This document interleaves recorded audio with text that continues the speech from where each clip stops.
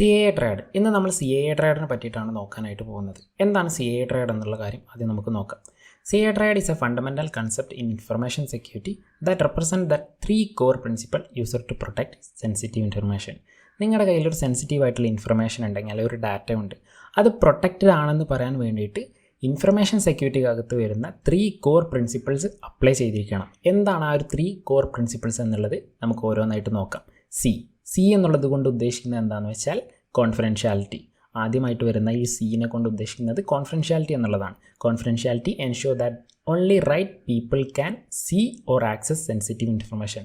നിങ്ങളുടെ കയ്യിലുള്ള sensitive information right ആയിട്ടുള്ള പീപ്പിൾ മാത്രമേ എന്ത് ചെയ്യാൻ പാടുള്ളൂ, കാണാനോ ആക്സസ് ചെയ്യാനോ പാടുള്ളൂ. അതെന്താണെന്ന് നോക്കാം. ഒരു അനോളജി എടുക്കാം. Imagine you have a secret diary that only you and your best friend know about. Okay, നമുക്ക് ഞാനും ഇപ്പോൾ ഒരു എക്സാമ്പിൾ എടുക്കുകയാണെന്നുണ്ടെങ്കിൽ ഞാനും എൻ്റെ ഫ്രണ്ടും മാത്രം അറിയുന്നൊരു സീക്രട്ട് ഡയറി ഉണ്ട്. അപ്പോൾ അത് വായിക്കാനായിട്ട് ഞങ്ങൾക്ക് മാത്രമേ എന്തുള്ളൂ, അനുവാദമുള്ളൂ, അല്ലെങ്കിൽ ഞങ്ങളാണ് അതിന് റൈറ്റ് പീപ്പിൾ എന്ന് പറയുന്നത്. വേറെ ആൾ അത് റീഡ് ചെയ്യുകയാണെന്നുണ്ടെങ്കിൽ അവിടെ കോൺഫിഡൻഷ്യാലിറ്റി ബ്രേക്ക് ആയി. Keeping digital secrets safe from സ്ട്രേഞ്ചേഴ്സിൽ നിന്ന് എന്തെടുക്കുക, സീക്രട്സ് നമ്മൾ എന്ത് ചെയ്യുക, സേഫ് ആയിട്ട് വെക്കുന്നതാണ് കോൺഫിഡൻഷ്യാലിറ്റി എന്ന് പറയുന്നത്.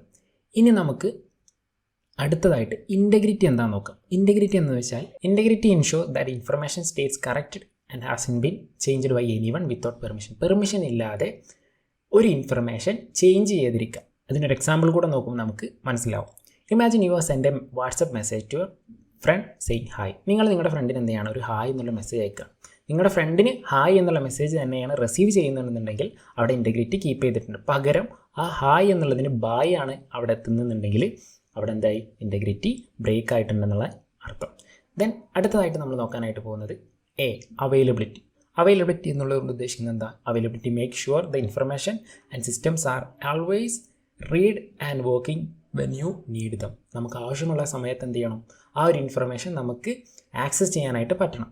ഒരു എക്സാമ്പിൾ എടുക്കുകയാണെന്നുണ്ടെങ്കിൽ നമ്മൾ സ്വിച്ച് ഇട്ടാൽ ലൈറ്റ് കത്തണം അല്ലേ, ലൈറ്റ് കത്തുന്നത് പോലെ തന്നെ അപ്പോൾ 24/7 നമുക്ക് ഇലക്ട്രിസിറ്റി ഉണ്ടെങ്കിൽ മാത്രമേ നമുക്ക് എന്ത് ചെയ്യാൻ പാടുള്ളൂ, ഈ ഒരു ലൈറ്റ് കത്തുള്ളൂ. അതുപോലെ തന്നെയാണ് നമുക്കൊരു വെബ്സൈറ്റോ അല്ലാന്നുണ്ടെങ്കിൽ വെബ് ആപ്ലിക്കേഷനോ ആക്സസ് ചെയ്യേണ്ട സമയത്ത് എന്ത് ചെയ്യണം, അത് ആക്സസ്ഡ് ആയിരിക്കണം, ആക്സസ് ചെയ്യാൻ പറ്റിയിരിക്കണം 24/7. ഇതാണ് അവൈലബിലിറ്റി എന്ന് പറയുന്നത്. Always be ready.